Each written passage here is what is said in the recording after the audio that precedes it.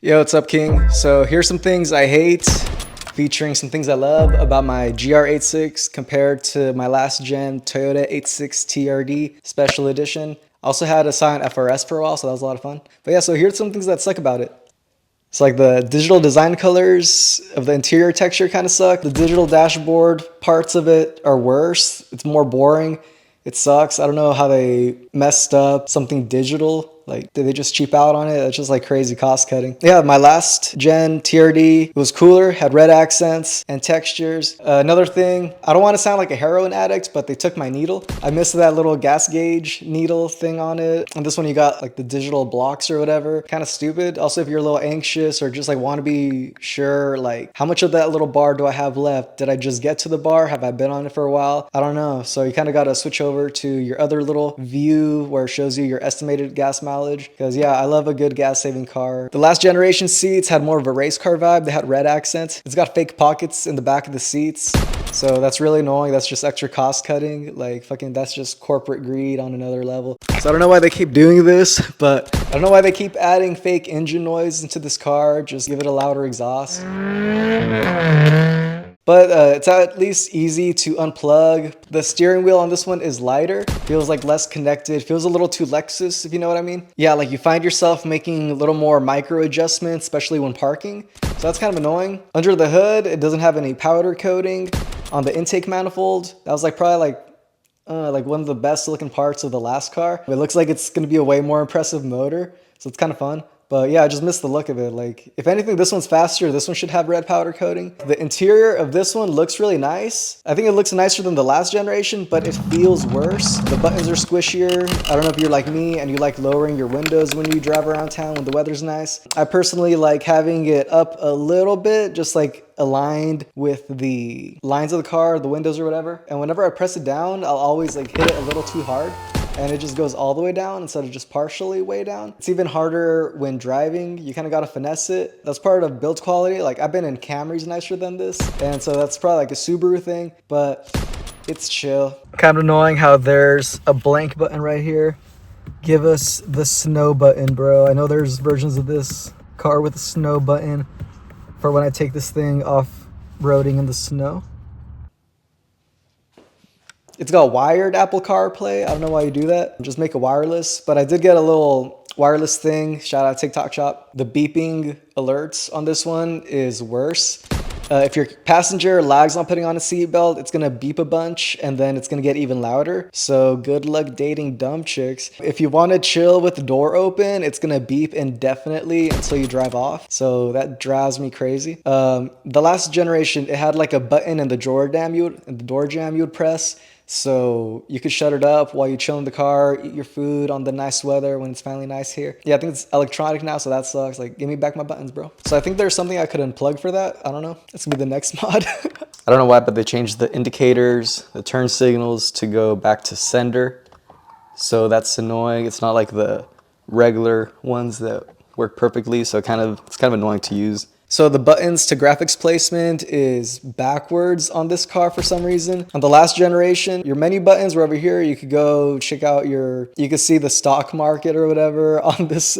Well, on this side, and the screen was right above it. And on this one, your menu controls are still on this side of the steering wheel, but the screen is on this side. So I would find myself skipping songs when I meant to go to the menu and changing the menu when I meant to skip songs. So I'm finally used to it, but it just takes a while and it's annoying. Like, you got me fucked up. So the stock fitment and wheel gap is kind of atrocious. I get that's a stock car thing, but if you're used to having a car with better fitment, it's just kind of like annoying and ugly to look at, unless you look at it from the side.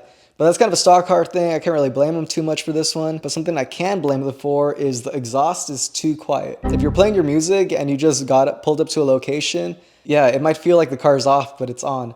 So like, and then also the last generation exhaust does not fit on this one. So that kind of sucks because it's fun. For some reason, this car doesn't come with a spare tire, but my last gen spare fits perfect. This generation doesn't come with a spare tire, which is pretty stupid because they give you rubber bands in the ghetto and like you're gonna get a flat tire eventually. So that's all bad.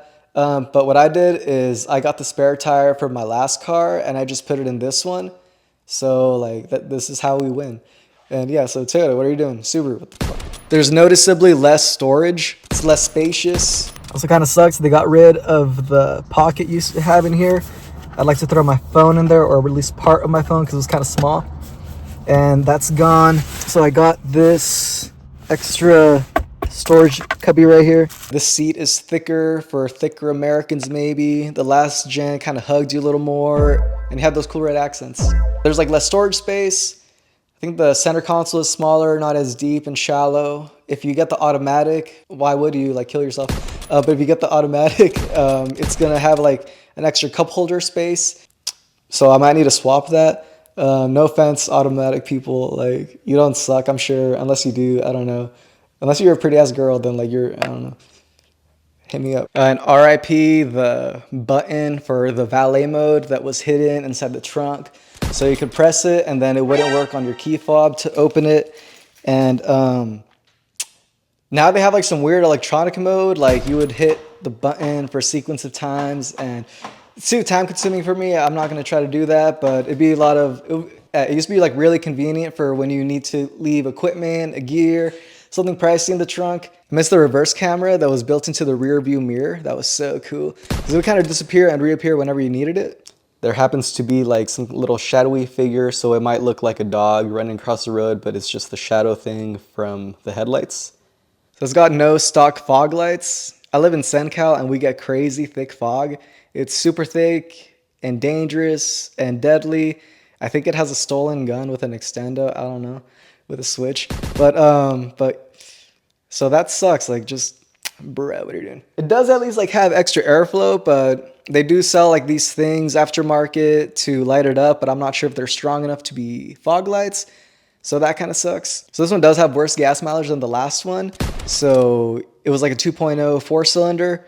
I would get like maybe 33, 38 miles per gallon highway, going like about 70 miles an hour. But with that being said, it does have considerably good gas mileage still for a 4-cylinder, 2.4 liters. I get like maybe 25 average up to maybe 30 on a highway on a level road or downhill or whatever. You can set it to your face, a little bit to your feet, or regularly to your feet. And I've never seen that anywhere else, so that's pretty nifty. It's pretty cool how like the headlights turn with the car. I like that. That's pretty sweet, especially for a car designed for winding roads. My baby has heated seats, so that comes in handy, especially if I'm working out and I need like my back cozied up. My last one didn't have it, but I know some last generations, there's like some models that did have heated seats. My last one didn't have one. And it at least has Apple CarPlay, even though it's wired. It's probably stealing my data and sending it to InfoWars. People still ask if it's a Supra, and that's kind of cool. It gets kind of annoying. At least 20 people have asked me in my 86 and at least 4 times in my GR86. And maybe that's why a girl left her number on a napkin in my car windshield.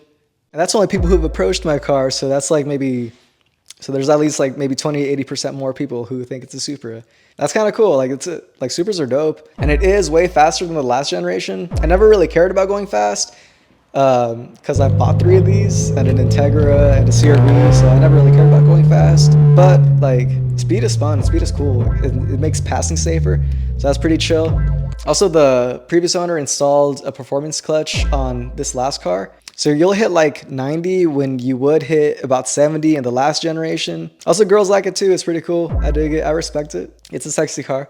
So that's pretty cool. Like I need that. Like your boy's short. Women and children seem to like it. In my last car, even like I saw like some kid like tug on his dad's shirt and point to my car. And I was like, oh bro, gonna make me cry behind the wheel. So good thing I wear sunglasses. But yeah, so those are like all those cons that I mentioned, they're like, I'm nitpicking, honestly. Like, if you got all mad, like, fucking, I don't even care. But yeah, just thought something like I would at least like note, or like, so if you're considering buying this car, like what to expect and things that suck about it.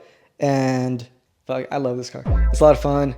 You could drift in it if you want to, and you can see the stock market.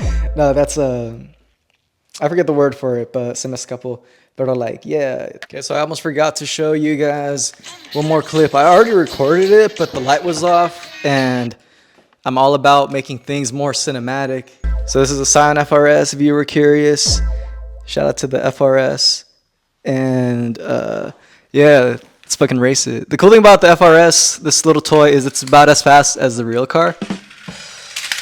Oh, we didn't crash it this time.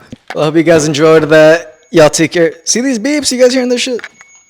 If you're wondering where this extra light came from. But yeah, thank you guys for watching. Y'all take care. Drive safe. And if you enjoyed, consider subscribing. Check out my website, auhtml.com. This has been Agustin Tenorio Urbano. And y'all take care and peace.